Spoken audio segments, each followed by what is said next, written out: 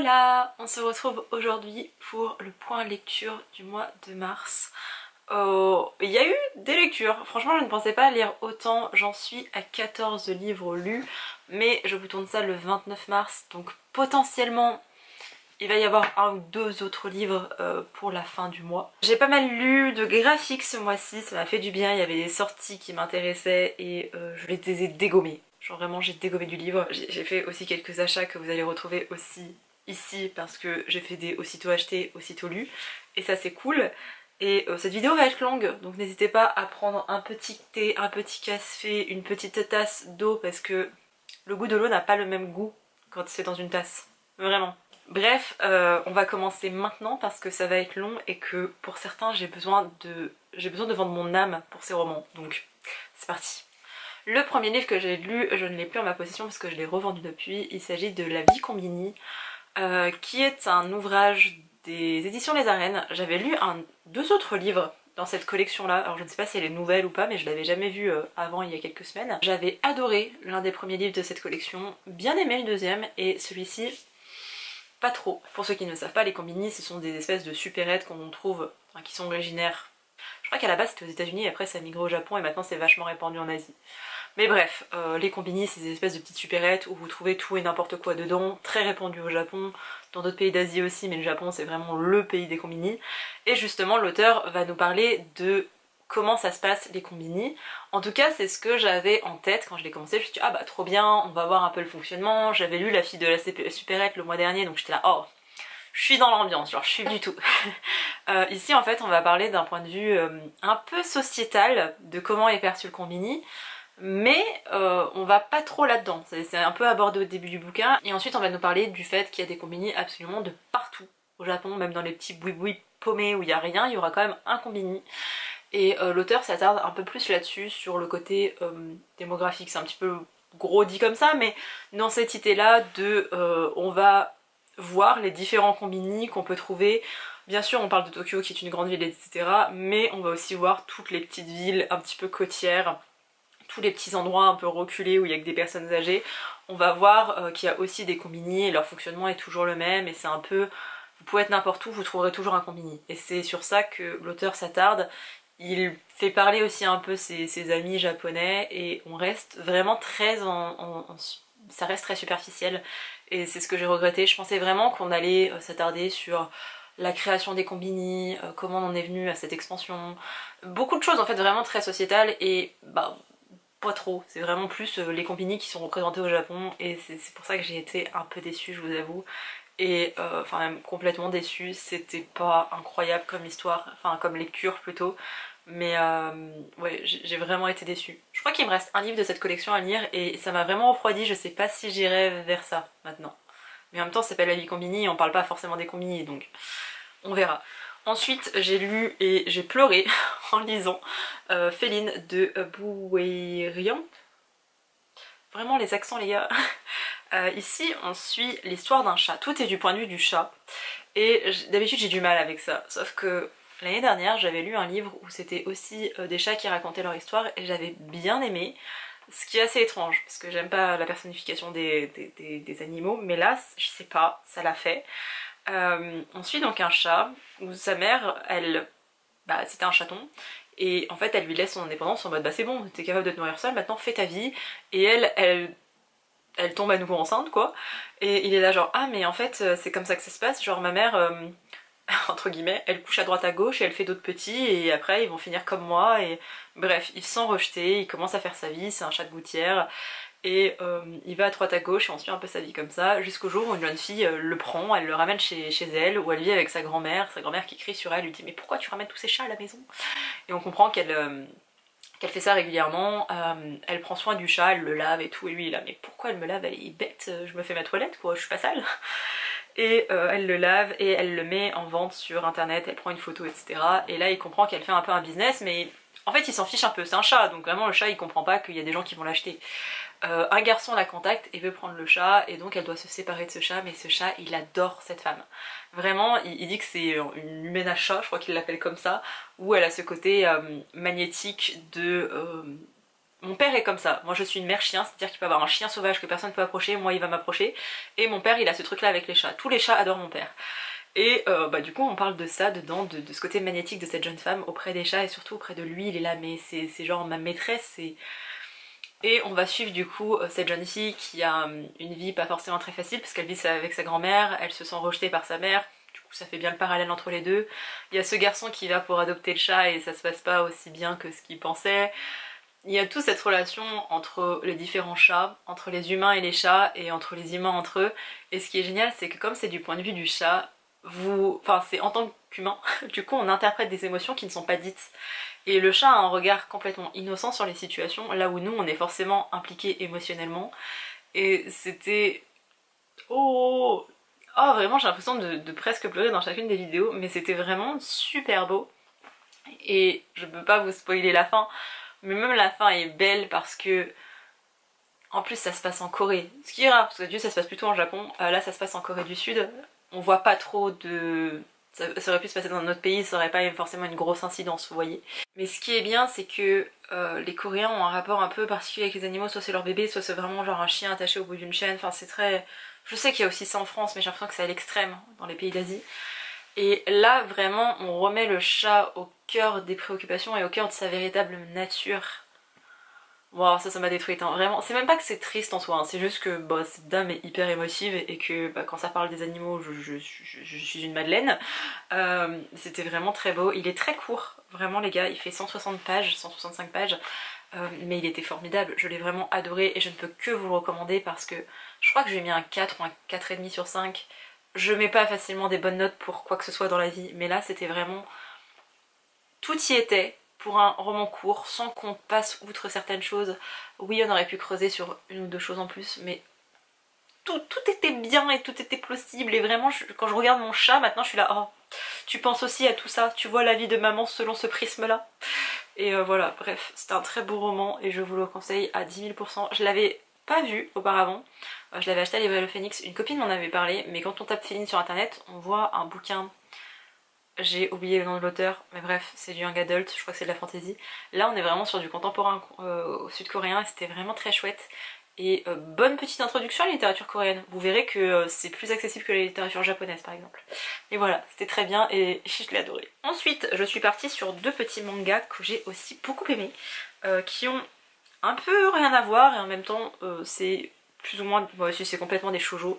Le terme shoujo est un peu controversé parce que ça veut dire genre truc pour les filles, mais pour moi c'est des trucs mignons, genre une romance mignonne, c'est des shoujo, c'est tout mignon. Et regardez, c'est publié chez Soleil Manga, c'est Love Coach de Rin Miyasa. Ici on suit une jeune femme qui travaille dans une entreprise et elle est fan d'un jeu vidéo, genre vraiment elle est méga fan. Elle a 29 ans au Japon, t'es censée déjà être mariée et envisager d'avoir des enfants, même si la société est en train d'évoluer, mais dans l'esprit des gens c'est ça. Elle adore son jeu en ligne, elle a rencontré sa meilleure amie comme ça, et un jour je crois que sa meilleure amie lui annonce ses fiançailles justement, et elle comprend que c'était un peu la dernière personne qui était attachée à elle, et qui partageait sa passion, et là elle a genre oh, en fait les gens grandissent, les gens évoluent, et moi je suis fan de toujours ce même jeu, qui n'est même plus populaire maintenant, parce que ça doit faire 10 ans qu'elle y joue, mais elle est fan, et elle adore être dans cet univers, c'est un peu un univers de RPG, et elle adore, genre vraiment elle adore, elle aime trop ça. Et elle travaille en entreprise et c'est vraiment une introvertie qui se mélange pas trop aux autres et je sais plus sous quel prétexte, mais elle va rentrer en contact avec un homme, je crois qu'il est nouveau ou alors c'est un pôle qui vient se présenter à leur entreprise, enfin bref. Le mec est beau et toutes les filles sont là, ah là là, et elle est pas forcément intéressée par lui. Ils vont aller à un repas d'entreprise, ils vont boire, forcément c'est le Japon. Et je crois que c'est à cette occasion qu'il lui dit qu'il jouait à ce jeu là à l'époque, elle est là genre oh, ça pique ma curiosité ceci. Et surtout, comme elle est bourrée, elle va se confier, elle va dire oui bah je suis jamais sortie avec personne et je sais que c'est une tare et machin, et alors qu'elle en a pas forcément envie. Et cet homme lui propose de lui donner des cours de séduction, d'amour, de comment se mettre en couple, à quoi ça consiste. Et ce que j'ai adoré c'est que elle est en mode ouais d'accord je suis bourrée, j'accepte mais je comprends pas trop, et en fait ça va quand même assez vite entre eux, ça va pas être en mode oh il s'effleure les mains, parce que je lis aussi beaucoup de romances qui se passent au lycée et c'est vraiment il s'effleure les mains et t'es là genre ils se sont effleurés les mains. Là on rentre dedans quoi, c'est vraiment j'étais oh d'accord ok ça s'embrasse assez rapidement quand même hein. Et ce que j'ai adoré c'est que vraiment c'est le garçon est vraiment attaché à la fille là où elle est beaucoup plus sur la réserve. Et c'est une bonne introduction, c'est un bon premier tome, ça va vite mais pas trop vite non plus. C'était juste le bon ratio et je l'ai vraiment adoré. Les planches sont pas folles, hein. C'est vraiment du manga classique. Alors après j'aime beaucoup le dessin quand même, mais c'est pas... Ouh, vous avez la petite scène de rapprochement. Ouh. Mais voilà, j'ai vraiment bien aimé. Genre vraiment, vraiment bien aimé. Je vais forcément guetter la suite et l'acheter parce que c'était très cool. Et après j'aime bien les trucs de oh là là je vais te donner des leçons de séduction machin, j'adore ça. Genre c'est problématique as fuck dans la vraie vie et t'accepterais jamais ça mais en roman je suis là. Mais oui, vas-y. Et le deuxième que j'ai lu que j'ai aussi bien aimé, je crois que je l'ai un petit peu moins aimé que celui-ci. Je pensais que c'était l'inverse mais non je crois que celui-ci je l'ai vraiment adoré. Je me souviens de beaucoup de détails alors que je l'ai lu il y a 3 semaines je crois. J'ai ensuite lu ce premier tome. Je vous déparle mon accent anglais, parce que le titre est en anglais, mais c'est du français. C'est publié chez XOXO, que je connais pas du tout. Ah non, Mana Books. Mana Books, je connaissais pas du tout. Je l'avais acheté au Renard Doré quand j'étais à Paris. Oui, c'est ça en plus. Ici, on suit deux personnages. J'ai l'impression qu'on est un peu plus focus sur le garçon, mais en fait, non, parce que ça dépend, ça fait un peu une alternance de point de vue. Et en manga, c'est assez particulier de le voir, et c'est très bien fait. En gros, lui est un gros introverti qui a adopté un chat et il l'adore. Sauf que son chat était dans la réserve et là il commence un peu à se livrer, enfin il est un peu plus à l'aise avec lui et le garçon il adore son chat. Et ça a une vraie importance le chat, c'est pour ça que je le mentionne. Hein. Il adore son chat, il adore sa petite vie comme ça. Le problème c'est qu'il a une collègue, donc cette jeune femme, où elle le regarde toujours mal et il est là mais en fait elle me déteste et je sais pas ce que je lui ai fait. Selon le point de vue de cette jeune femme, elle se dit bah non mais je le regarde, donc déjà ça veut dire que je l'apprécie, en tout cas je l'estime, il existe. Et pour elle c'est plus que c'est une grosse introvertie, elle aime pas trop se mélanger aux gens et elle regarde juste les gens, en fait quand elle veut les regarder de manière basique, elle paraît hautaine et assez froide. Et du coup j'étais là, je relate. Un jour leur chef d'entreprise, parce qu'ici on est dans une entreprise de cartes, genre il répertorie les cartes dans le monde entier, et cette jeune fille en plus est passionnée par ces cartes. Un jour, le patron, la patronne arrive et leur dit bah écoutez, on va répertorier une région de Sibérie ou toute la Sibérie et l'un de vous, celui qui est célibataire, enfin la personne qui est célibataire, va aller là-bas pendant 3 ans et va devoir rester basé là-bas pendant 3 ans pour répertorier tout ça. Ça va être le taf. Les deux sont célibataires, ce ne sont pas les seuls dans l'entreprise, mais eux deux sont célibataires notamment, et ils ont pas envie d'y aller. Elle est là, mais non en fait j'ai pas envie de faire ça. Parce qu'elle adore sa vie, enfin elle aime bien sa vie au Japon, et surtout lui il est là, mais en fait j'ai mon chat, je peux pas laisser mon chat, il commence enfin à s'habituer à moi, je vais pas partir à l'autre bout du monde dans le froid, mon chat il pourra pas supporter, je veux rester avec mon chat. Je relate encore. Et cette jeune femme va un jour lui dire bah écoute, est-ce que je sais que t'es célibataire, moi aussi on va nous envoyer là-bas, est-ce que tu veux pas qu'on se marie, parce que les gens mariés échapperont à ça, parce que tu vas pas séparer des époux pour aller à l'étranger. Et il accepte. Et ça va se savoir très vite dans l'entreprise qu'ils vont se marier.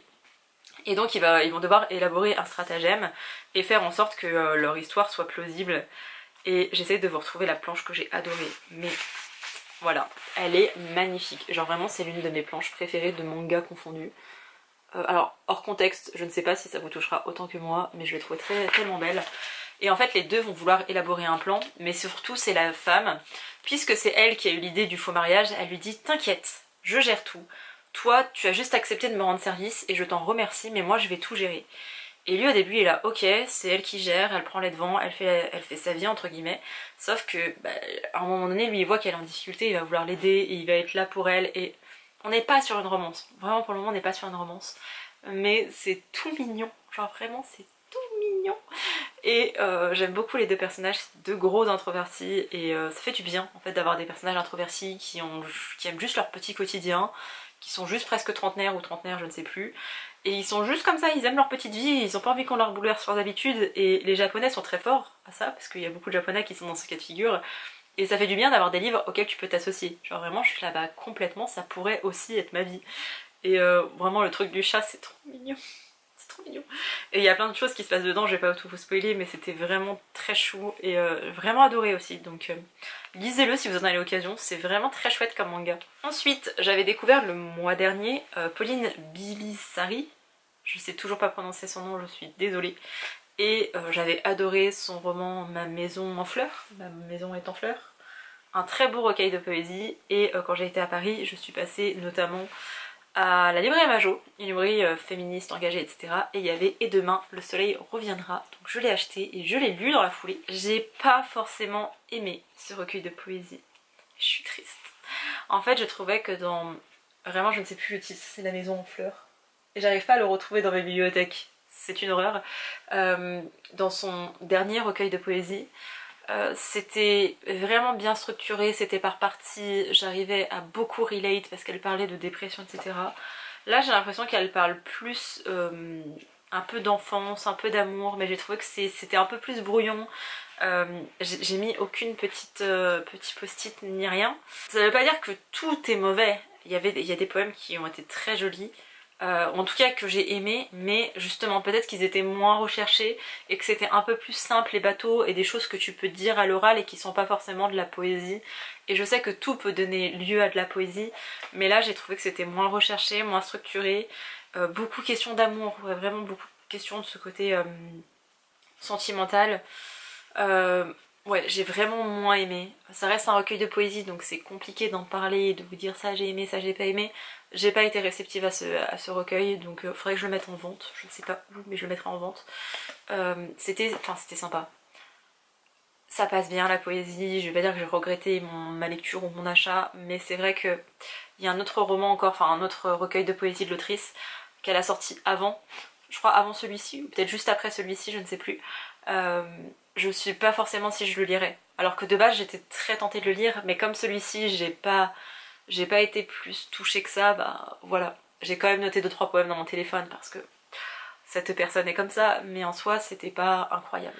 Ensuite on arrive au roman qui m'a détruite. Genre vraiment, je peux dire littéralement mais presque. Je ne m'attendais pas à lire ça. Et quand je vais vous faire le speech, vous allez vous dire mais Pauline, pourquoi ça t'a fait du mal? En fait il est question de rupture amicale dedans, et j'étais pas au courant. Il s'agit de This Time It's Real de Han Young. Et ah, si vous aimez les dramas, vous allez aimer ce livre, genre c'est sûr et certain. Et il était incroyable, les gars, c'est un 5 sur 5, c'est un coup de cœur quoi. Un petit coup de cœur, mais un coup de cœur quand même. Ici on suit Elisa qui vit à Shanghai, je crois. De base elle était aux États-Unis mais elle a beaucoup déménagé au cours de sa vie. Là elle débarque à Shanghai, elle est chinoise, elle est d'origine chinoise. Elle débarque avec toute sa famille qui a les moyens, sa mère travaille dans je ne sais pas quelle entreprise, enfin bref ils ont un chauffeur privé. Elle a aussi une petite sœur, bref tout va bien pour elle. Et enfin tout va bien pour elle, sur le papier tout va bien pour elle, sauf que Elisa, même si elle est chinoise, alors elle est dans un lycée un peu international où il y a plein d'origines et de nationalités qui se mélangent, mais elle n'arrive pas à se sentir vraiment concernée parce que c'est une chinoise qui a vécu de partout, du coup ses origines, voilà, elle parle pas spécialement le chinois en plus de ça, donc c'est particulier de pas parler le mandarin dans un pays où t'es censé le parler, même si Shanghai est assez international, voilà. Elle est au lycée et pour un examen, un exposé, je sais pas quoi, il faut qu'elle fasse un texte autobiographique. Autobiographique les gars. Sur, je ne sais plus quoi c'est. Bref, elle doit faire un texte autobiographique et elle y arrive pas. Genre vraiment elle y arrive pas, elle est là oui mais j'ai envie de parler de moi mais en même temps on me connaît pas. Est-ce que j'ai envie de m'exposer, de mettre mon... parce qu'il faut qu'elle mette son texte sur la plateforme genre de l'école. Elle est là oui mais je sais pas quoi faire et elle en parle avec sa meilleure amie qui est toujours aux États-Unis. Et elle est là oui bah je vais créer un truc sur ma soeur ou sur le fait de déménager, mais elle a pas envie de s'exposer. Du coup, elle décide d'écrire un texte, qui n'est absolument pas autobiographique, sur comment est-ce qu'elle a rencontré son petit ami parfait et ô combien il est formidable. Elle écrit ce texte. Elle va se coucher, elle fait sa vie, le temps passe.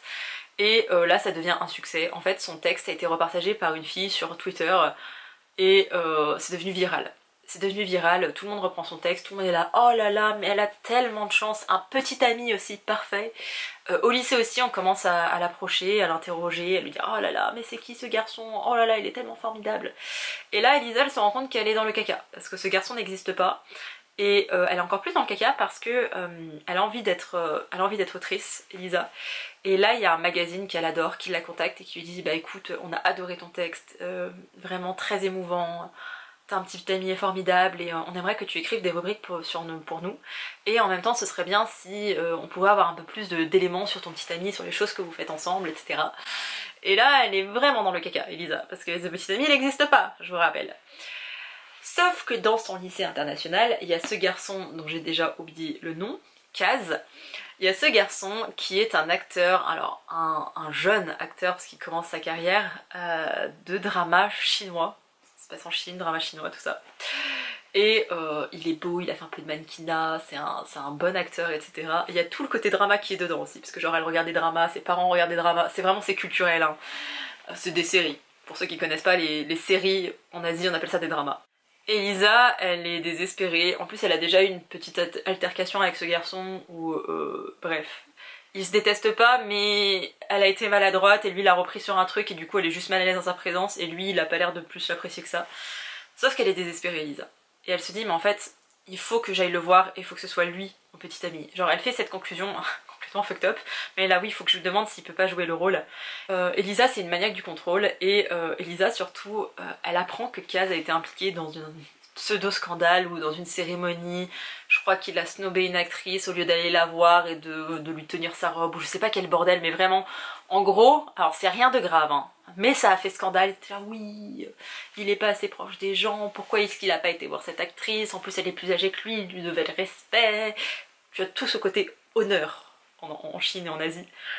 Et Elisa quand elle apprend ça, elle dit ah, bah en plus ça pourrait lui servir cette histoire, si on fait un faux couple, je pourrais aussi servir d'excuse pour lui. Donc vraiment le plan idéal. Elle arrive vers lui, cette grosse maniaque du contrôle, elle a prévu limite un PowerPoint. Le truc c'est que elle a un élément sur lui, elle sait quelque chose sur Kaz, et si elle s'en servir, enfin elle pourrait clairement s'en servir et dire si tu ne veux pas être mon petit ami, je divulgue ça à la presse, sauf qu'à aucun moment elle y a pensé. Genre vraiment Lisa elle s'est juste dit bah en fait ça peut nous servir à tous les deux, j'ai besoin d'aide et j'ai espoir qu'il me rende ce service. Du coup elle va le voir et lui fait remarquer qu'elle pourrait clairement faire pression sur lui. Mais elle en a pas envie. Ça lui a même pas effleuré l'esprit et parce que elle est tellement authentique, ils décident d'accepter et donc ils vont jouer les faux couples. Ça devient le faux petit ami idéal qu'elle avait créé. Et on va suivre leur pseudo-romance. C'est une romance donc vous savez comment ça va finir. Mais au-delà de cette histoire de fake dating, dans ce roman on aborde surtout l'amitié. Et les gars, j'étais pas prête à dire ça, j'ai posté je ne sais pas combien de photos sur Instagram par rapport à l'amitié parce que Elisa elle a déménagé toute sa vie, du coup c'était dur pour elle de créer des liens, et d'avoir des amis, et je sais plus comment elle s'appelle, mais bref, en rencontrant sa meilleure amie aux États-Unis, elles sont vraiment devenues meilleures amies, elle a vraiment créé une vraie relation, une vraie amitié, et en fait comme il y a le décalage horaire, il y a le fait que Elisa elle est plus ou moins devenue une star grâce à ses écrits, parce que sa meilleure amie aux États-Unis elle a aussi des choses à faire, elle a ses cours, elle a sa propre vie, etc. Et en fait les deux sont en train de s'éloigner comme jamais, et pour Elisa elle est là oui mais c'est toujours ma meilleure amie, bien sûr qu'on est meilleures amies, c'est pas parce qu'on vit loin qu'on ne l'est plus, et elle est persuadée en fait qu'elles le sont toujours, sauf que petit à petit sa meilleure amie est en train de la remplacer. Et ça les gars là, le fait de s'éloigner, le fait d'être remplacé, le fait de... En fait tu penses qu'une amitié est acquise parce que l'amour, enfin genre l'amour amical, mais genre l'amour ça devrait suffire et en fait ça ne suffit pas pour certaines personnes. Et j'étais là, oh là là. Et le personnage d'Elisa, alors déjà je relate pour plein de trucs, genre maniaque du contrôle, elle a des références que j'ai aussi, elle fangirl sur des gens, j'étais là vraiment, je suis une Elisa, sauf qu'elle a 18 ans et que moi, voilà. Mais j'étais vraiment, j'étais connectée à Elisa, je me suis associée à elle, j'étais vraiment, on est pareil. Et ce truc sur l'amitié, sur les ruptures amicales, sur le fait de prendre ses distances, sur le fait d'être remplacée, sur le fait de... Oh ça m'a démoli. Vraiment ça m'a démoli. J'ai commencé ce bouquin en étant morte de rire, vraiment j'en pleurais. Je pleurais tellement j'étais... Mais je me marrais. Il y a plein de références que je n'ai plus forcément maintenant en tête, j'ai pris plein de photos pour une de mes copines pour lui envoyer tellement je rigolais. Et petit à petit je me suis vraiment associée au personnage d'Elisa et tout le côté amical est vachement présent et... détruite, vraiment détruite. Il y a d'autres thématiques dedans, il y a le fait d'avoir beaucoup déménagé. Elisa elle a une petite sœur qui se fait pas forcément accepter malgré le fait qu'elle fasse des efforts et Kaz va notamment jouer un rôle pour qu'elle puisse se faire accepter. Il y a le fait qu'Elisa est une grosse maniaque du contrôle et que bah, le lâcher prise c'est compliqué et elle essaye, en tout cas Kaz essaye de lui apprendre et en même temps Kaz est quelqu'un qui a peur de beaucoup de choses, qui n'ose pas dire à ses parents qu'il a certains rêves qui ne correspondent pas avec les attentes de sa famille et elle va aussi lui apprendre à ne pas dépendre que de soi-même parce que Kaz a tendance à, parce que ses parents sont souvent absents, il a tendance à croire que il ne doit pas dépendre des autres, qu'il peut compter que sur lui-même et que, je vais pas dire que les autres sont mauvais, mais en tout cas genre il peut se débrouiller tout seul. Il est vraiment indépendant mais même trop parce qu'il accepte pas l'aide, il la demande jamais même quand il est en détresse totale. Et vraiment c'était deux personnages qui sont très attachants, qui sont à la fois complètement différents et en même temps très complémentaires. Et ce que j'ai aimé c'est que vous avez pas, d'habitude dans les romances vous avez genre un élément un peu pété qui fait que oh là là ils vont devoir s'éloigner. Là l'élément il est réel parce qu'il y a quand même ce truc de fake dating de est-ce qu'on révèle la chose mais elle veut pas et lui il sait pas trop, forcément ça finit en romance donc tu te doutes que voilà. Il y avait plein de choses dans ce bouquin alors que c'est un roman young adult, c'est une romance young adult. Je pensais même pas qu'il pouvait y avoir autant de choses dans un bouquin pareil, en même temps c'est chez PKJ et j'avais oublié ô combien PKJ peuvent sortir des bonnes romances young adult et incroyable, j'ai envie de lire les autres romans de l'autrice. Je pense pas que ça va être publié chez PKJ parce que PKJ ne publie pas, ne suit pas forcément toutes les parutions des autoristes qu'ils publient, en tout cas qu'ils traduisent. Je pense que je vais les prendre en anglais et que je vais les lire parce que c'était vraiment beau, c'était vraiment très bien.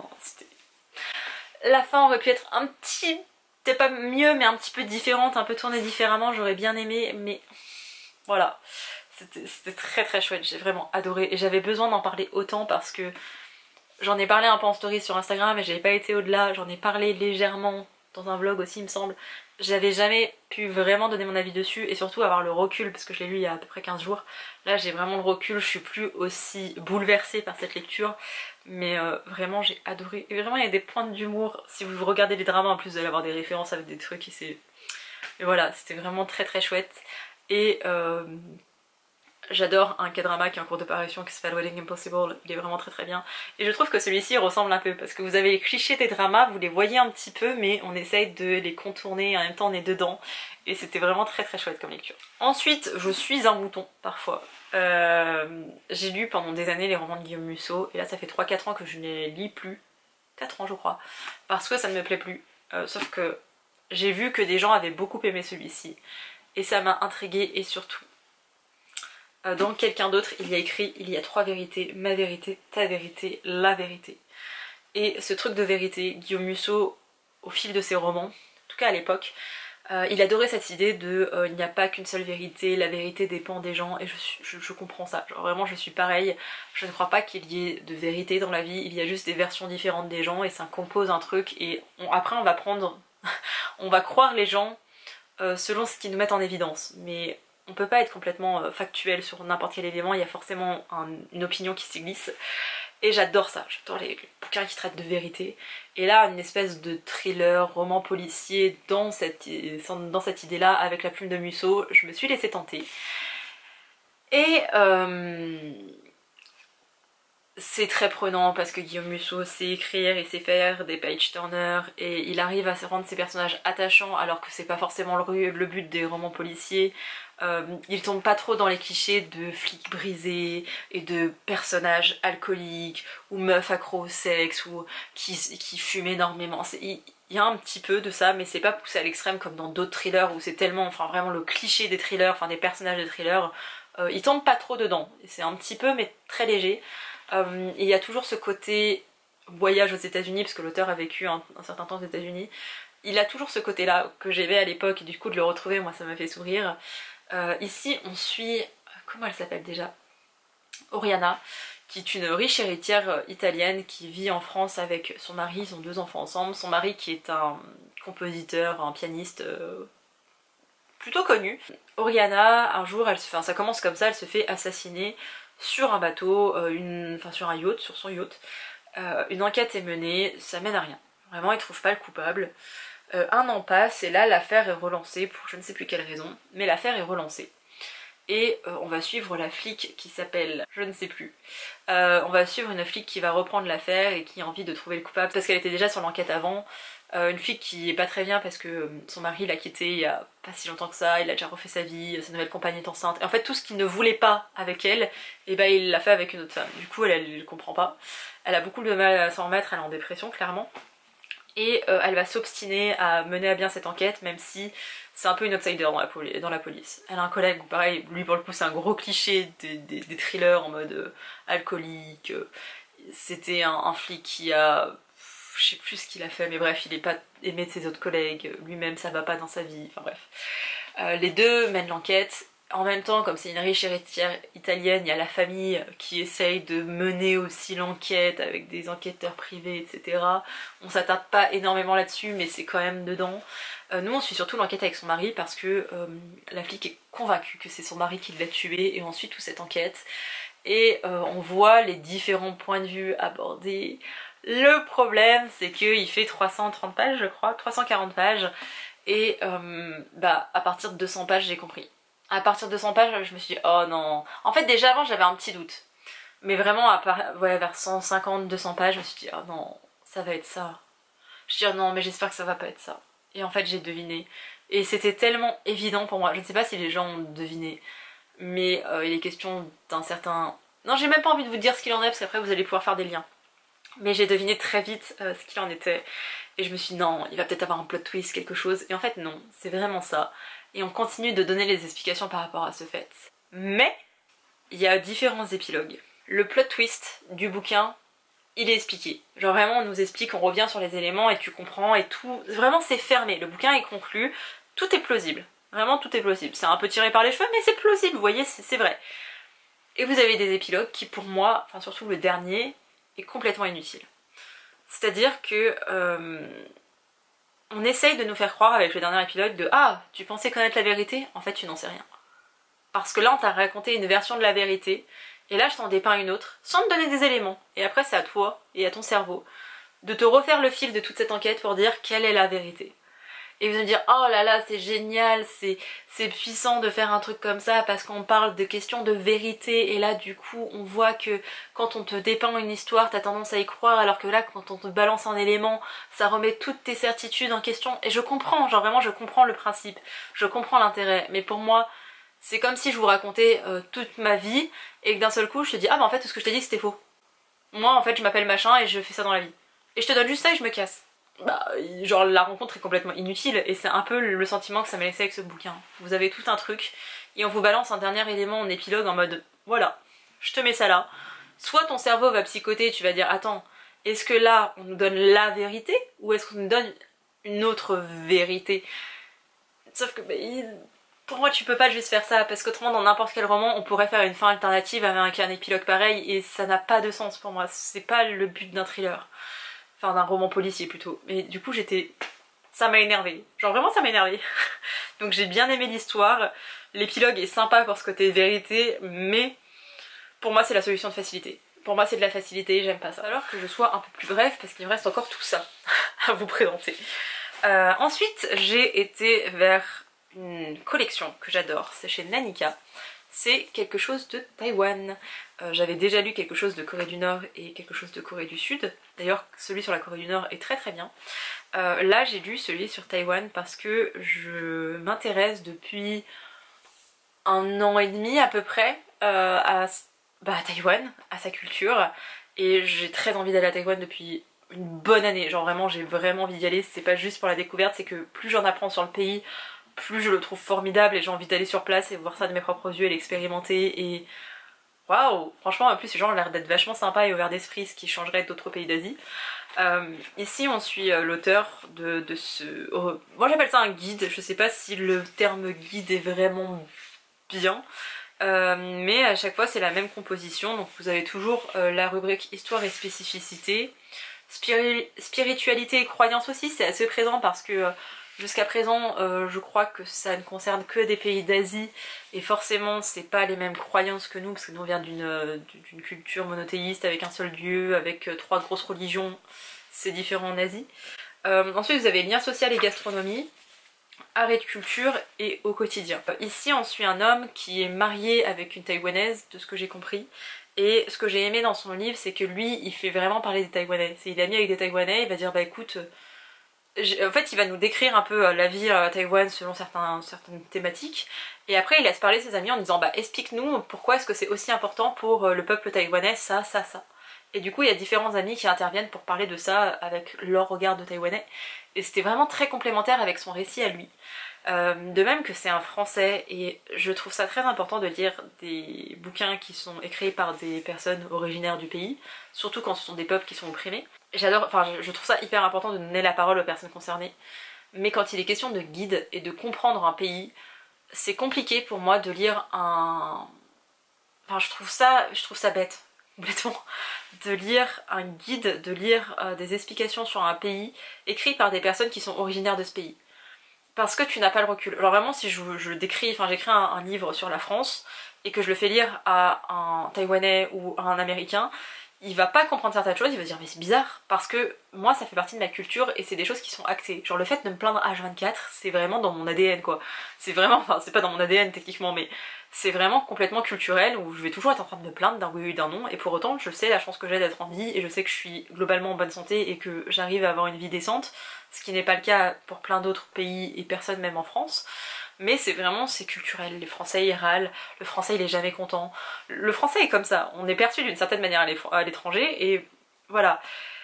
Quand ce sont des guides, quand ce sont des histoires qui parlent d'un pays, je trouve ça hyper important d'avoir l'avis de francophones, de français surtout. Un peu, voilà. Mais j'aime bien avoir les avis des français parce qu'on va me dire, attends, toi en France tu penses comme ça, je sais je suis pareil, mais dans ce pays là on pense pas comme ça. Genre toi tu penses selon ça, ça, ça avec ton prisme de française, eux avec leur prisme de taïwanais c'est ça, ça, ça.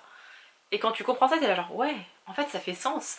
Et tout le truc des croyances ça fait un moment, bah, surtout avec la Corée du Sud où j'ai vraiment revu ma façon de penser la spiritualité, qui n'est pas forcément que de la religion, mais vraiment un côté croyance très globale. En fait ça me paraissait inconcevable et ça m'a vraiment fait ouvrir les yeux quand j'ai découvert la culture coréenne, sud-coréenne. Et bah avec Taïwan, bah j'étais complètement enclin, j'étais là mais oui, apprends-moi. Il y a tout un... Vraiment ça commence avec l'histoire des aborigènes, donc on retrace vraiment l'histoire de Taïwan. Et l'auteur met vraiment l'accent sur... Dans les infos, on vous parle de la Chine, et de la Chine, comment la Chine voit Taïwan. Moi je vais pas vous parler de ce prisme-là, moi je vais vous donner des faits, je vais vous parler d'histoire. Historiquement il s'est passé ça, ça, ça. La Chine pense que Taïwan lui appartient parce qu'il y a eu ça, ça, ça. Les Taïwanais s'estiment indépendants parce qu'il y a eu ça, ça, ça. Au niveau international, tout le monde dépend de la Chine et de Taïwan. Maintenant, il faut juste essayer de trouver le bon ratio. Est-ce qu'on reconnaît Taïwan comme un pays? En fait, non. Certains ont essayé et il s'est passé ça. C'est pour ça que maintenant, c'est pas forcément reconnu comme un pays. Et en même temps, si tu prends la définition de pays, Taïwan est un pays.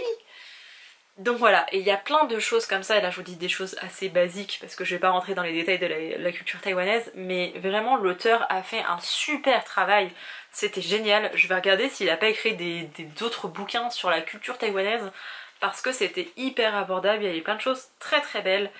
On parle beaucoup, enfin beaucoup, on parle aussi de la mort dedans parce qu'il y a beaucoup de rites par rapport à la mort, je l'avais déjà lu dans un manga ça. Et de le revoir ici, j'étais là, en fait tu me donnes encore plus d'explications sur un truc que j'avais vu. J'ai lu une œuvre de fiction qui parlait de ça, sauf que c'était écrit par je crois que c'est une femme, par une taïwanaise. Du coup avec son prisme à elle c'était logique et il y avait le traducteur qui nous l'avait expliqué pour les petits français que nous sommes. Et là il m'a donné des justifications, pas scientifiques parce qu'on est sur de la spiritualité, mais il m'a donné des explications sur le pourquoi du comment, les origines de tout ça. Incroyable, vraiment j'ai adoré, je crois que c'est mon préféré de toute la petite collection.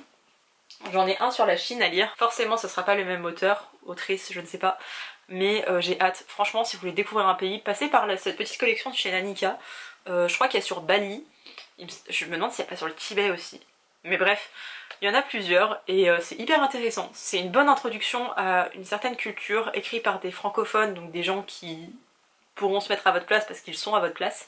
Et vraiment c'était très très chouette, donc je vous le recommande.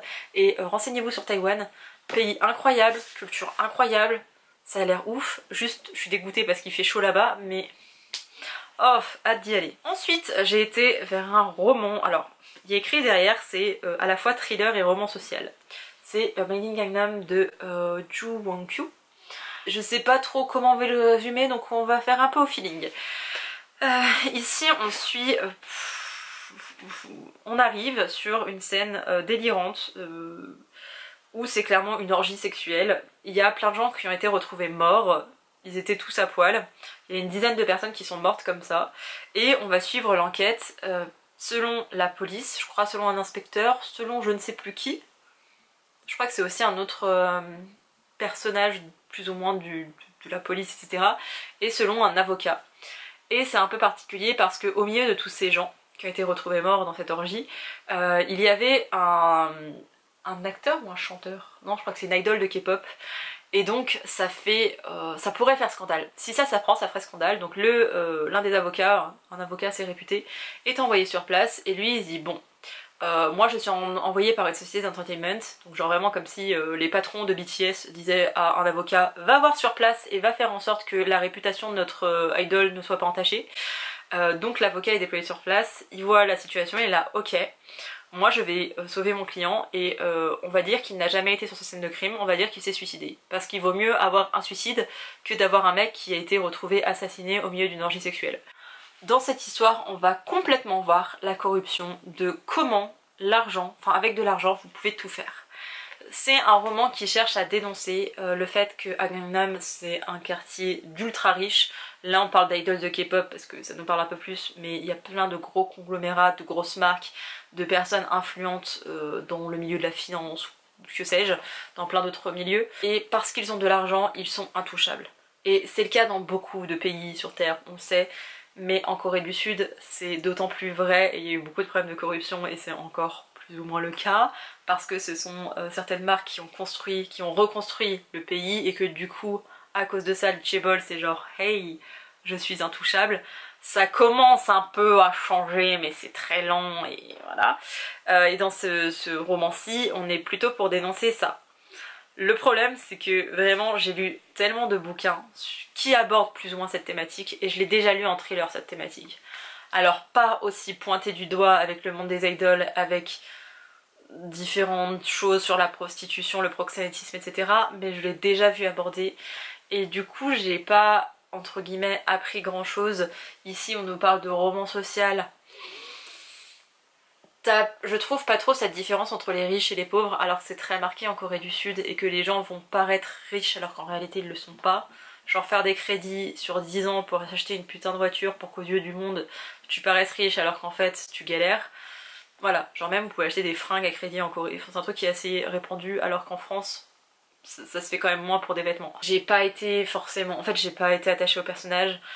Il y a quand même une enquête plus ou moins policière par rapport à cette histoire, parce qu'il y a quand même eu des meurtres, mais on creuse pas, en fait c'est pas un vrai thriller, il n'y a pas cette construction, vous êtes pas haletant en train de vous dire ah là là qui aurait pu être le meurtrier, non pas trop, et même le meurtrier t'es là, ses motivations, tout ça, non. Pour moi en fait on s'est servi du prétexte du meurtre pour dénoncer quelque chose de la société coréenne, mais même ça c'est pas bien fait. Donc j'étais complètement... je sais même pas, je suis passée à côté de ma lecture, il n'y avait pas d'intérêt. Pour moi il n'y en avait aucun. J'ai trop vu cette thématique abordée avec plein de prismes différents qui étaient hyper intéressants, tandis que là bah, vraiment il n'y avait pas d'intérêt à lire cette histoire. Et la seule chose qui est un peu innovante c'est que dedans il implique des acteurs et des idoles, donc des chanteurs de K-pop, et il explique que c'est pas forcément des bonnes personnes, mais en même temps on s'en doute, quand t'as autant besoin de quadriller les gens et de les faire passer pour des gens incroyables, ça cache forcément des choses. Et voilà, c'était peut-être juste accusateur et pour dire genre méfiez-vous des gens parce que l'argent contrôle le monde et vous ne connaissez rien des gens. Et oui merci Sherlock, mais on le sait déjà. Et en même temps quand t'es fan tu pourras pas remettre en question des choses tant que tu ne l'auras pas vu de tes propres yeux. Tant que tu n'as pas vu que le mec a violé une fille tu ne le croiras pas, tu vois. Donc ouais, pour moi c'était incomplet. Il aurait pu être bien avec 300 pages de plus et une vraie enquête policière, mais ça n'a pas été le cas. Ensuite, j'ai été dans un manga où pareil, déception. J'ai lu Dans un recoin de ce monde de Fumio Kuno. J'ai vu que l'autrice, c'est peut-être la collection, non je crois que c'est vraiment l'autrice qui a fait d'autres ouvrages qui sont très répandus. Le dessin n'est pas incroyable, mais il y a des dessins que je trouve pas incroyables alors que l'histoire me plaît. Donc j'en prends pas forcément note.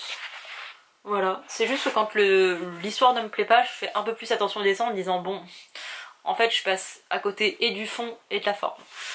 Ici on suit l'histoire de Suyu qui... alors on la suit enfant, on la suit enfant et elle commence par se faire kidnapper, j'étais là quoi? Et elle se libère très vite de son kidnappeur, j'étais là quoi? Mais j'ai compris, j'ai lu 2 fois quand même pour être sûre. On la suit tout au fil de sa vie, elle va... alors on est en 1930 au début de l'histoire je crois. On arrive jusqu'en 44 où elle est mariée. Enfin, elle doit épouser quelqu'un qu'elle ne connaît pas, mariage forcé parce que Japon de l'époque, enfin pas forcé mais arrangement entre familles, tout le bordel. Elle se marie, son mari est plutôt gentil, sa belle famille a un peu du mal parce qu'elle c'est encore un peu un bébé quand elle débarque de cette famille et on a des attentes par rapport à elle en se disant il faut que tu joues ton rôle d'épouse et il faut que tu deviennes mère. Et elle n'y arrive pas forcément, du coup c'est aussi hyper culpabilisant de la part de la famille. En 44, vous savez, la Seconde Guerre mondiale, le Japon est aussi attaqué par les États-Unis parce qu'ils sont doucement en train de perdre la guerre. Il y a cette, je sais même pas dire, idolâtrie par rapport à l'empereur de la part des Japonais et l'empereur nous sauvera tous. Il y a tout ça qui est évoqué mais pas tant que ça. On suit vraiment plutôt la vie de Suyu. Vraiment on reste sur la vie de Suyu, de comment est-ce qu'elle vit, de sa belle famille, de sa vie un peu à la campagne, de ses parents qui vivent à Fukushima avant qu'il se passe la catastrophe de Fukushima. On suit un peu tout ça, et c'est tout. C'est vraiment une tranche de vie à la japonaise, sauf que, j'allais dire à tort, non, j'ai lu un autre manga qui parlait de la Seconde Guerre mondiale de la même période, et c'était très bien fait, alors que celui-ci, je ne comprends même pas l'intérêt que ça se passe pendant la Seconde Guerre mondiale, parce que à part de me dire que Suyu est dégoûtée de ne pas pouvoir acheter ses caramels, parce que ça coûte de plus en plus cher, à part ça, et 2-3 toits à refaire, il n'y a pas forcément de grosses évocations de la guerre. J'ai pas trouvé d'intérêt à ce manga. Je pense que je suis passée à côté, mais je sais pas ce que je devais rechercher de ce manga, parce que c'est juste une tranche de vie. Et c'est pas ce que je voulais lire. Et en plus de ça, c'est en 2 tomes. Je sais pas ce qu'ils vont pouvoir raconter dans le 2e tome, et je le saurai sûrement jamais parce que je ne lirai pas la suite. Ça m'a vraiment pas plu, j'ai pas adhéré et c'est dommage, mais tant pis. Ensuite, j'ai lu un autre manga, mais cette fois-ci, taïwanais. J'ai lu Blossom de DS, publié chez Nasea Édition. Je me demande si la maison d'édition n'est pas spécialisée en livres taïwanais, enfin en graphique taïwanais. J'ai un problème avec les noms des personnages, c'est la même chose avec les noms des gens dans la vraie vie. Je sais que c'est l'une d'entre vous qui me l'a recommandé, mais je ne me souviens ni de ton pseudo, ni de ton nom, je suis désolée. Mais du moment où j'ai vu son commentaire en disant « Pauline, il y a tel bouquin qui est sorti, c'est par la même maison d'édition de Funeral Concerto, un manga taïwanais que j'avais aussi adoré ». Genre vraiment quand elle me l'a recommandé, dans la foulée, j'allais voir mon libraire graphique pour lui demander. Introuvable chez lui, genre plus trouvable chez l'éditeur, mais il était disponible à Cultura, enfin genre en commande, donc je l'ai commandé. Je l'ai reçu. Regardez cette beauté. Et il y a un petit dinosaure qui me fait pas peur. Parce que vraiment j'ai une phobie des dinosaures. Je crois l'avoir déjà dit, mais j'ai vraiment très peur des dinosaures. Bref, on suit Yufan, que je prononce sûrement très mal, mais le chinois et moi... Voilà. On suit cette jeune personne, je fais exprès d'essayer de ne pas la genrer, et je suis désolée si je la genre à un moment donné, mais on lui a assigné le genre féminin à la naissance. Enfin, plus ou moins la naissance en plus de ça. Sauf que cette jeune personne, l'évoluant, on la suit dans sa jeunesse, adolescence. Cette jeune personne ne s'est jamais sentie... Enfin, elle se sent pas à sa place. Et elle sent bien qu'il y a un gros écart entre sa famille et surtout sa mère et elle. Et les années passent et elle rencontre des personnes et elle rencontre notamment une jeune fille qui est sa meilleure amie, mais elle a des sentiments pour cette meilleure amie qui ne sont pas simplement des sentiments de meilleure amie puisqu'il y a une certaine attirance. Et elle se questionne sur « wow, qu'est-ce que ça veut dire de moi? Je suis une fille qui aime bien une autre fille. » On parle pas de lesbienne pour le moment, juste une fille qui apprécie une autre fille. Sa famille en entend plus ou moins parler et ça fait un peu le trouble, mais en même temps sa mère a une relation un peu particulière et on apprend par la suite, et je vais le dire tout de suite parce que ce n'est pas un spoil si ça concerne une orientation sexuelle ou un genre, mais ce jeune personnage, cette jeune Yufan, en réalité elle est intersexe et c'est une cause qui me tient énormément à cœur quand j'ai compris ce que c'était et que c'était un véritable combat et qu'en France on était des gros cons par rapport à ça. Et je crois que ça va un petit peu mieux mais que c'est pas non plus trop réglé en France. Les personnes intersexes, ce sont des personnes qui naissent avec des gamètes masculines et féminines. C'est-à-dire que ça pourrait être à la fois un garçon et une fille, c'est pas déterminé, vous avez les deux. C'est vraiment, c'est pas de l'hermaphrodisme, parce que l'hermaphrodisme c'est chez les animaux et ça veut dire que vous êtes entre guillemets capable de changer de sexe selon votre partenaire, c'est pas trop le cas. Enfin c'est même pas du tout le cas pour les personnes intersexes. À Taïwan c'est un pays d'Asie qui est plus ouvert d'esprit que beaucoup de pays d'Asie. Le mariage pour tous a été voté il y a quelques années, je sais plus en quelle année, 2019. Voilà, c'est un pays qui est assez moderne par rapport à ça en termes de mentalité en tout cas, et ça va mieux, ça va toujours mieux. Ça évolue toujours, hein, c'est pas, ils ont pas juste voté une loi et c'est devenu des arriérés, non non, ils sont vraiment dans cette idée là. Le truc c'est que Yufan elle apprend qu'elle est intersexe et elle comprend pas trop ce que ça veut dire et il y a plein de choses qui se jouent par rapport à tout ça au niveau identitaire. Et elle a quelqu'un dans son entourage qui est lesbienne et qui va vraiment l'aider par rapport à tout ça. On parle aussi de personnes trans dedans, il y a des personnes transgenres. C'est un bouquin qui est incroyable. Alors en termes de dessin je suis pas forcément très fan, mais je vous ai dit qu'en histoire il y a un fond, la forme c'est superficiel. Il y a tout ce côté aussi, surtout au début du bouquin, sur ce côté de je peux pas être moi-même, je sens que j'ai un décalage avec les gens, je peux pas être moi-même et en fait je dois porter un costume. Et je me rends compte qu'autour de cette table, on est tous en train de porter un costume parce qu'on veut pas dire ce qu'on pense vraiment, ce qu'on ressent vraiment. On doit juste s'adapter et être un peu une sorte de pion pour la société. Et elle est là, mais en fait, ce costume, il est en train de me coller à la peau et je le déteste parce qu'en gros, il me gratte ce costume. C'est genre tu portes le vieux pull en laine de mamie qu'elle a fait, ça te gratte de partout et tu peux pas l'enlever parce que c'est pas acceptable de l'enlever. Et il y a toute cette idée là de porter des costumes et c'est pour ça aussi qu'il y a un petit dinosaure. C'est que en plus de porter un costume, elle sent bien que son costume elle, c'est comme s'il y avait une soirée déguisée où tout le monde devait être dans le thème des Marvel et toi t'arrives déguisée en princesse. Genre tu fais tâche, oui t'es costumée mais t'as pas le bon costume. Et c'est un peu son impression à elle et ça parle vraiment de la thématique du mariage pour tous parce que c'est abordé dedans. La question identitaire, les genres, les secrets de famille parce qu'il y a des gros secrets de famille. Et il y a aussi ce côté qui est incroyable, c'est que on est à Taïwan. Et la culture taïwanaise est vraiment mise à l'honneur parce que là ça pourrait pas se passer dans un autre pays que Taïwan et on apprend beaucoup de choses concernant des rites de natalité, enfin de conception plutôt de...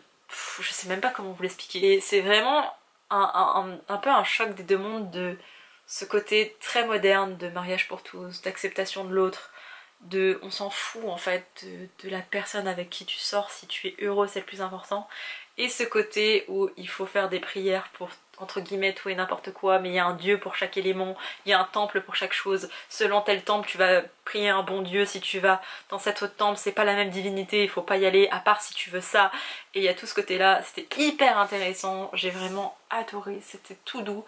C'est pas mon manga préféré mais ça reste quand même un beau roman sur un beau manga sur l'acceptation. Et ouais, je vous le recommande parce que c'est vraiment des beaux messages qu'on voit pas forcément avant. J'ai ensuite lu un webtoon, enfin une adaptation papier de webtoon publié chez Kabooks. C'est Qu'est-ce qui cloche avec ta vie en ligne.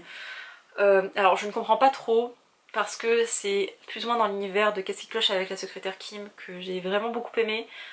J'ai jamais fini le drama, le visionnage du drama. Il me reste encore un tome du webtoon à lire, mais le truc de oh ils sont ensemble, ils vont se marier, ça me saoule, vraiment ça me saoule, j'aime pas ça, donc je pense que je le lirai jamais et c'est pas grave. Donc là on est dans plus ou moins le même univers mais je ne trouve pas l'univers. Je pense juste que c'est genre inspiré de tout ce qui pourrait se passer, enfin je sais pas trop. J'arrive pas trop à comprendre en fait, donc si vous comprenez dites-le moi.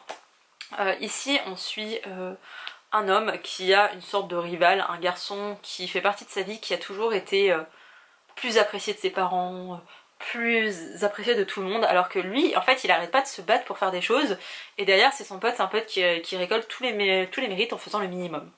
Donc il en a marre et un jour son pote slash rival, parce qu'ils sont quand même en lien les deux, lui dit qu'il veut un certain tableau mais qu'il n'arrive pas à l'obtenir et qu'il comprend pas et machin.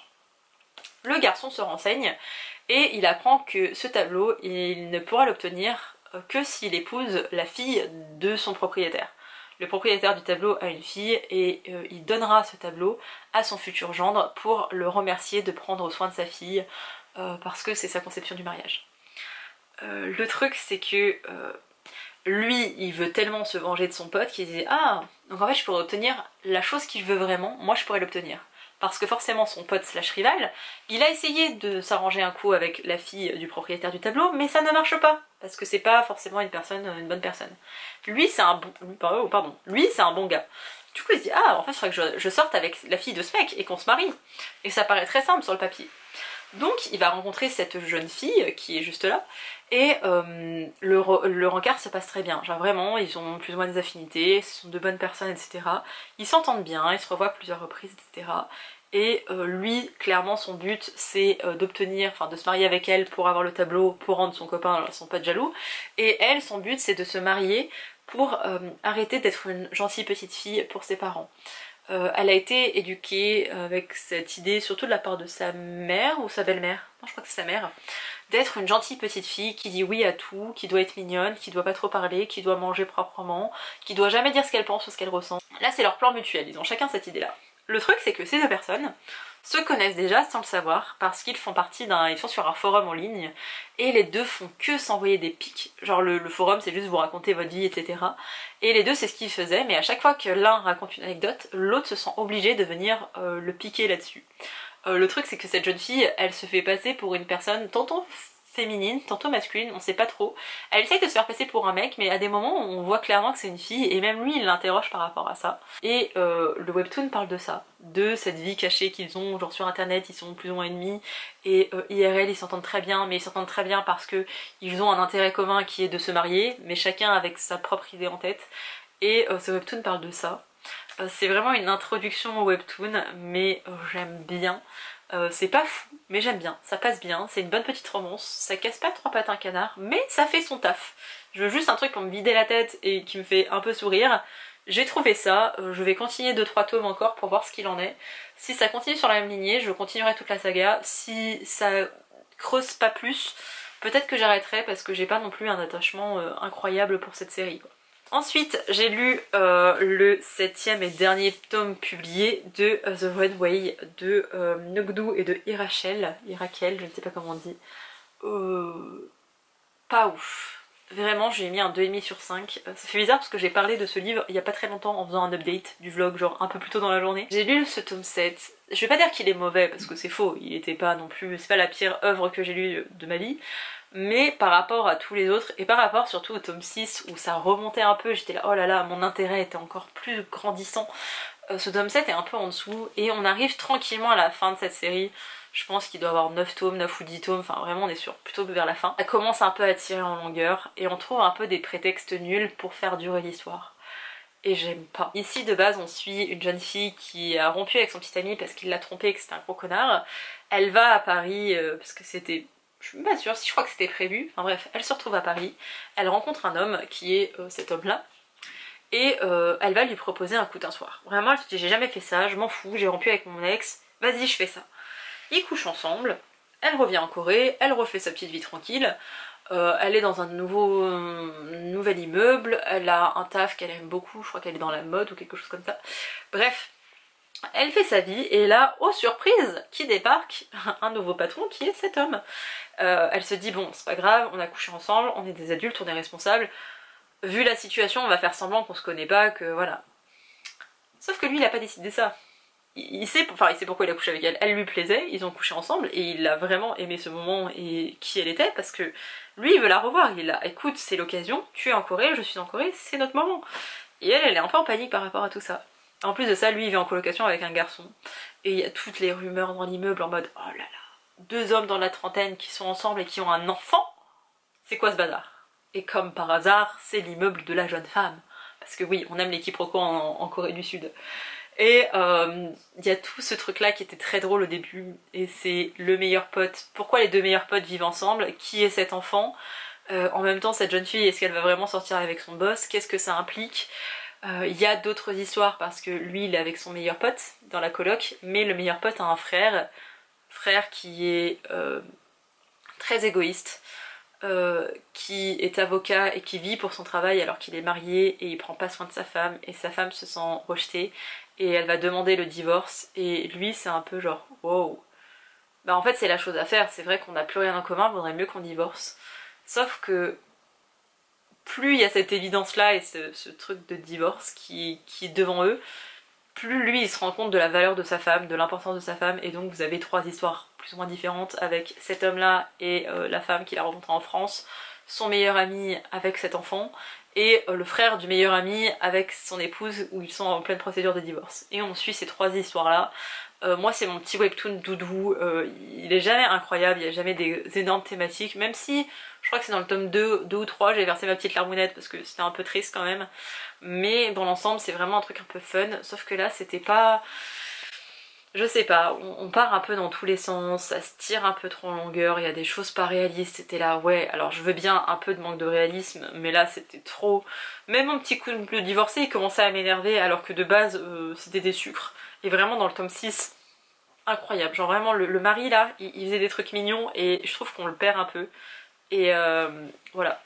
Il y a ce petit personnage là que je commence à bien aimer, je crois qu'elle a les cheveux à cajou un peu, je sais pas son nom. Vraiment je me souviens plus de son nom, mais il y a tout un truc au niveau familial avec elle que j'aime beaucoup. Donc voilà, ça je m'y intéresse aussi un petit peu, mais ça n'a pas suffi à relever ce tome. Donc c'était sympa, ça reste une saga que j'aime beaucoup, mais celui-ci m'a vraiment déçue. Et enfin, le dernier, Itaewon Class. Je vais pas revenir dessus parce que j'en parle à chaque fois, c'est le 3e tome de Itaewon Class. Vous connaissez peut-être parce que c'est un K-drama très connu dans lequel joue notamment Park Seo-joon. Il joue merveilleusement bien dedans, le mec il est moche au possible et tu as juste le talent brut de l'acteur dedans. Incroyable, vraiment incroyable, ce personnage lui va super bien en plus. Ici, grosso modo, on suit un homme qui vit sa petite vie avec son père. Son père travaille dans une grosse entreprise, enfin il travaille pour une grosse entreprise, c'est pas son entreprise à lui. Son fils arrive dans un nouveau lycée et là il voit un gamin se faire harceler, donc lui, gentil comme tout, il va prendre sa défense et en fait il s'est mis à dos l'un des élèves les plus influents du lycée parce que son père gère une grosse entreprise de restauration dans laquelle son propre père est un employé. Du coup le jeune...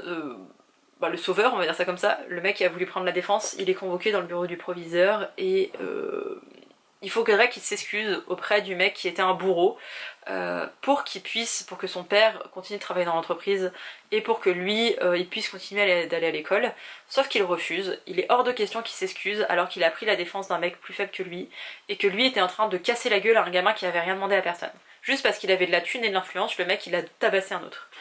Et lui il est là, non non. Mon père il m'a pas élevé comme ça, je ne prendrai pas sa défense, je ne prendrai pas sa défense, moi j'ai pris la défense du garçon qui se faisait taper, et il en est comme ça. Il va se passer des choses avec cette famille hyper influente, et en gros ce jeune garçon, il a une morale à toute épreuve. Ce jeune garçon, il va lui arriver les pires trucs au monde, genre vraiment, son père va décéder, il va finir en prison, il va être victime de toutes les injustices sociales possibles. Parce qu'il est pauvre et parce qu'il n'a pas d'influence, parce qu'il n'a pas de famille derrière lui, il lui arrive toutes les merdes au monde. Genre vraiment, tu imagines un truc, il l'a vécu. Mais plutôt que de se laisser aller et de se dire bah tu sais quoi, je suis vraiment genre une sous-merde pour le système, je suis détestée de tous, et bah je vais devenir une mauvaise personne, je vais devenir un délinquant parce que c'est ce qu'on attend de moi, genre si le système est contre moi, et bah je vais aller contre le système. Lui non, vraiment son père a fait un travail incroyable. Et il se dit juste, je vais me faire un plan. Genre, j'ai été victime d'injustice, c'est vrai. Il y a plein de choses qui me sont arrivées où j'aurais pas dû les vivre, c'est vrai, c'est pas cool. J'aurais jamais dû vivre ça. Mais c'est arrivé et je peux rien y changer. Par contre, moi, je peux changer mon avenir en faisant d'autres choses. Et c'est un mec qui va se construire un plan sur 15 ans. Il va se construire un business plan en se disant, bah moi, je vais retourner le système. Et là, cette entreprise de restauration, c'était la numéro 1. Ça sera plus la numéro 1, ça va être moi le numéro 1. Moi je vais créer une entreprise qui va surpasser Jenga. Ça s'appelle Jenga l'entreprise. Et il a un business plan, il a un plan de vie le gars. Il n'en démord pas. Et il a une morale. Et ce personnage, mais vraiment, mais à jamais dans mon cœur, je l'aime trop. Et Itaewon Class, ça parle de ça. Ça parle de cet homme qui vit les pires choses au monde. Mais vraiment, à chaque fois qu'il essaye de faire un truc bien dans sa vie, il s'en prend une. Quoi, vraiment, littéralement ou pas. Mais à chaque fois, il y a quelque chose qui vient qui va lui mettre des bâtons dans les roues. Mais il va jamais abandonner.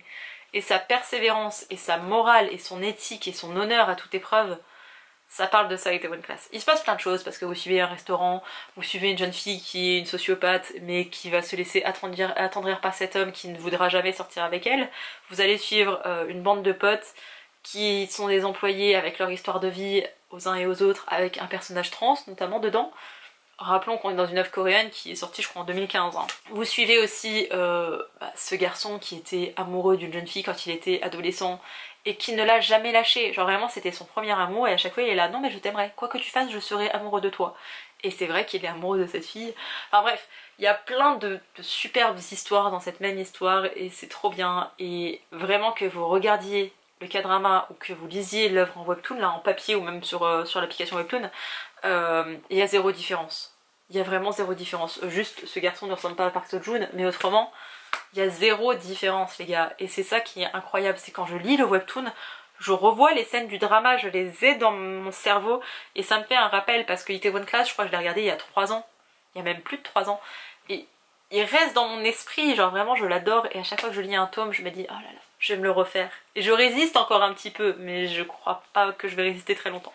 Et voilà, c'en est enfin tout de ce gros bilan lecture du mois de mars, en sachant qu'il reste 2-3 jours, je crois. Bref, il y a moyen que je termine un autre bouquin, je vais vous montrer ce que je suis en train de lire, comme ça vous aurez une petite idée de ce qu'il va y avoir dans le point lecture d'avril. Je suis en train de lire et d'adorer Terms and Conditions, qui est le 2e tome de Dreamland Billionaires de Lauren Asher. J'avais un gros coup de cœur pour le 1er tome, j'aime beaucoup ce 2e tome, je pensais le lire, enfin je pense que je vais le terminer avant la fin du mois, il me reste 200 pages à lire donc c'est faisable je pense.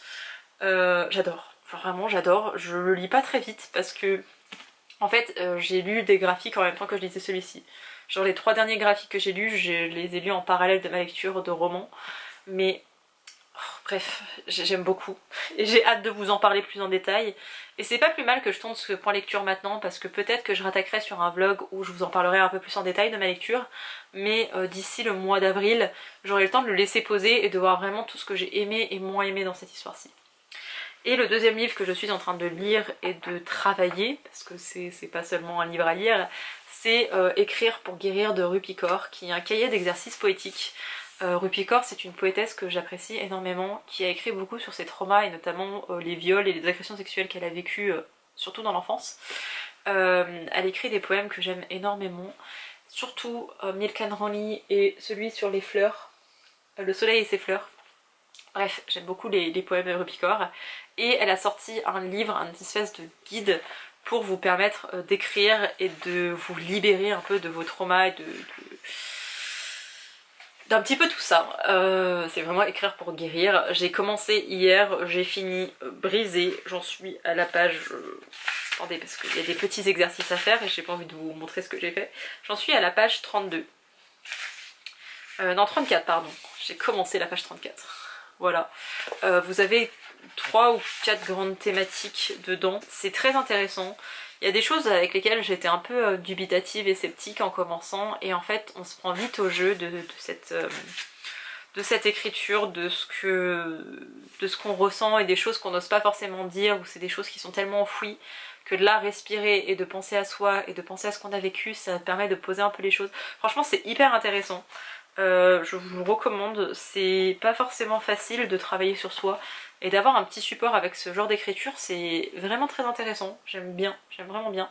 Je suis pas sûre de terminer le mois prochain parce que vu les épreuves que j'ai vécues hier avec la première, les 2-3 premiers exercices que j'ai fait, je suis pas trop prête à enchaîner là maintenant tout de suite, mais il va me durer sur plusieurs mois et j'aime bien. Genre c'est un livre techniquement, mais c'est un livre un peu de développement personnel, poésie, écriture un peu créative, tout ça, mais voilà, je vous le recommande quand même. Il est sorti en poche, parce que au lieu de le payer 20 €, vous le payez 10,30 €, donc c'est intéressant, je voulais vous le montrer, mais voilà, je suis aussi dessus. Sur ce, c'en est tout de cette vidéo, j'espère que ça vous a plu, j'espère que vous avez noté quelques titres. Vraiment, s'il y en a un qui doit particulièrement retenir mon attention, c'est This Time It's Real de Han Yang, parce que il était vraiment très chouette. Lisez aussi quelque chose de Taïwan pour en apprendre un peu plus sur la culture taïwanaise, c'était vraiment très chouette.